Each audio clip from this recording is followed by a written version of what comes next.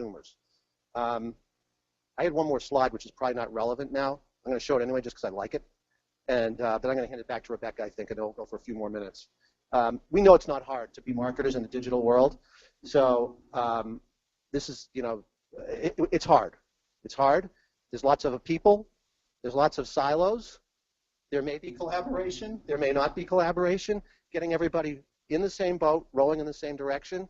That's, I think, a lot of where where McKinsey's advice comes in on this in terms of organizing for success in a digital world. So I'm going to return it back over to Rebecca for a few minutes. Then we're going to take a quick break, but I'll be giving someone a prize before we go on break.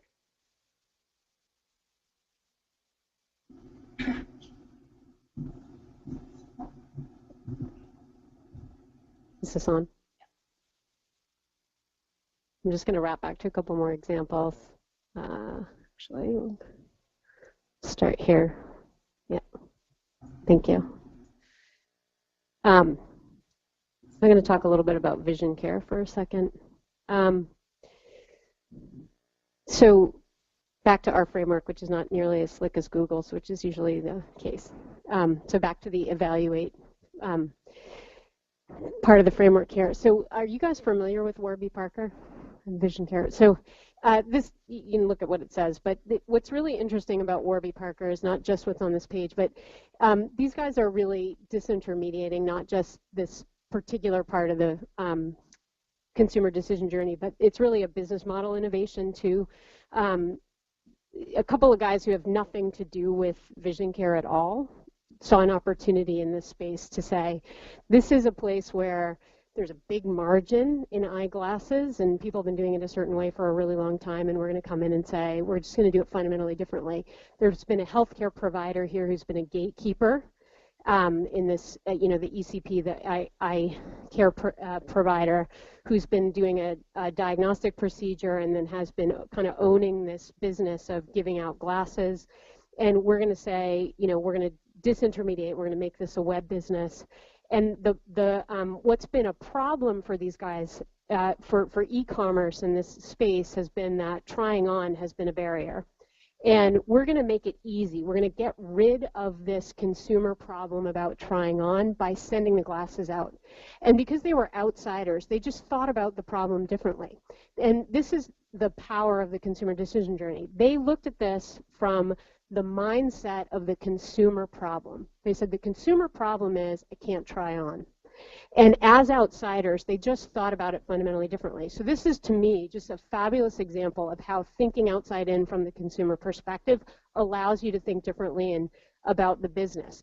Now, there is no reason, and I'm going to throw this out as a challenge to you, there is no reason why an incumbent couldn't have thought of this first. Why CooperVision, Alcon, whomever couldn't have done this to their own business and owned this space.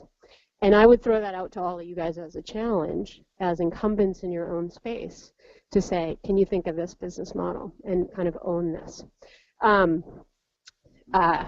there's the challenge. Another example, I like this one. We'll actually talk about this as a sort of evaluation and buying challenge here. So are you guys familiar with Shop Socially? So this is literally a platform that's out there specifically for people who love to shop and love to talk about what they shop for and share reviews. And people can shop and then they go on and they sort of share what they've done. They put on a post about what they've bought and they talk about what they thought of it, etc. And there are platforms like this that have use in different categories, et cetera. Depending on your category, some are more used or not. This is just one example. But the power of platforms like these in two things. One is that consumers who are seeking products increasingly go to them in their evaluation process. In other words, folks are actively seeking them in their evaluation process, and the fact that it actually plays a virtuous cycle in the upfront, in the trigger process, in the branding process. Increasingly, those are two places where these increasingly play a role. Means that all of us as marketers need to know which of these platforms matter in our categories. So I'm going to ask a question to the audience. Do you guys know which of these platforms matter in your categories? You know which review platforms are important to your target segments? You do. You don't count. If you're in the industry, you don't get to answer. Do you think your consumers are looking at reviews on, do you know where your consumers are looking at reviews? Health grades, good answer. Spine Health WebMD, also good answer. Do others know? You should know. This is a question you should know the answer. I'll just pose that as a challenge. You should know the answer to this question because they're increasingly going there in volume. And it's increasing, it's a part of an increasing number of paths. We talked about the paths that matter. This is an increasing number of paths. I love this example. I would be surprised if too many of you knew this one. Do you guys know Hointer? So this is a store that was launched on the West Coast. It's an apparel store, it's retail, so I would be surprised if you knew it, and it's a little bit esoteric. So this is a store where you can go. And again, the consumer barrier here is that it's sort of a pain if you're going to go shopping for clothing to actually go look through racks and find your size and all this other stuff. So you literally go and you say, I'm going to go scan through this app a set of tags for the items I want to try on. And then I'm going to walk to the fitting room, and they will be there, and I will try them on. It will take me however long it takes me to put them on and put them off. This is made for me, by the way. I hate to shop.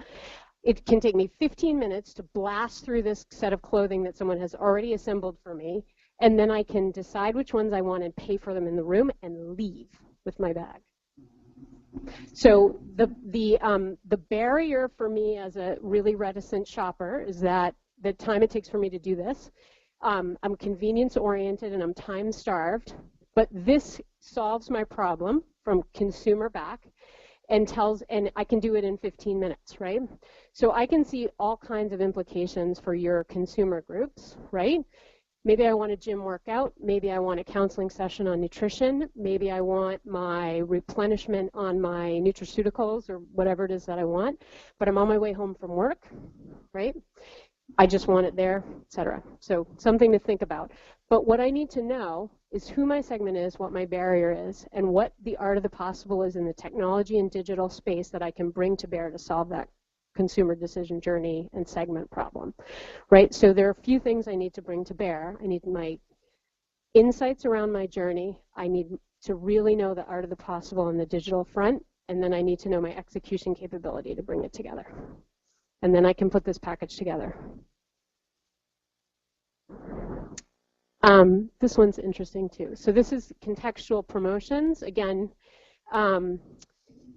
this company developed an app that literally won't open on the phone unless you're out in the sun.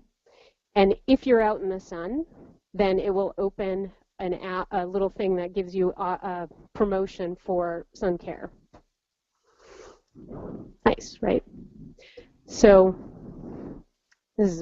we call this a tech-enabled just-in-time promotion. It's a little kitschy, but it gives you a little bit of, it gives you two things, right? So one, it's contextual, and you're delivering essentially you're not giving promotional money to someone who's not ready to buy a product at the time that they need it, right? So you're not overspending. You can make an argument, although I think that's a little bit less what it's about, and it's more a little about the fact that you're also branding yourself as a very hip company, right? So there's a little bit of a branding piece. So it's both a promotion and a little bit about your brand positioning.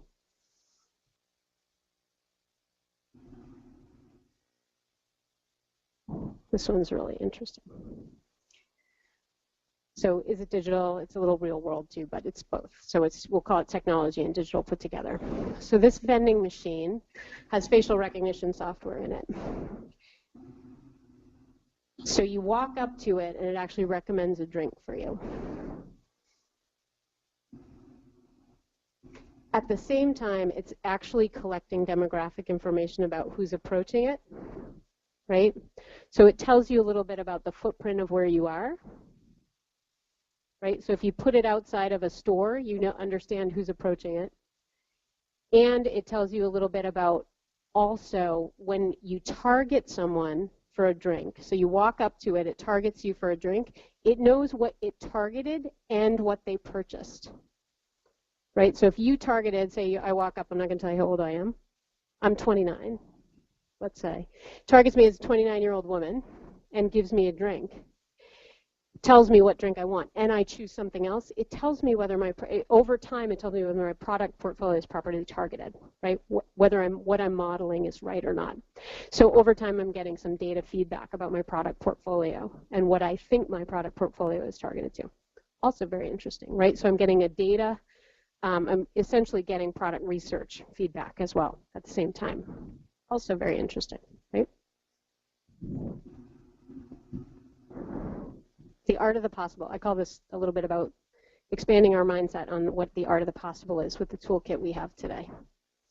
Right, so when we put together a customer-backed mindset from good research on consumer decision journey and the art of what we think the art of the possible is based on the digital toolkit we have, we can really do some very interesting things. And then the last piece is going to be the capability stuff we talk about, because then you've got to put some resources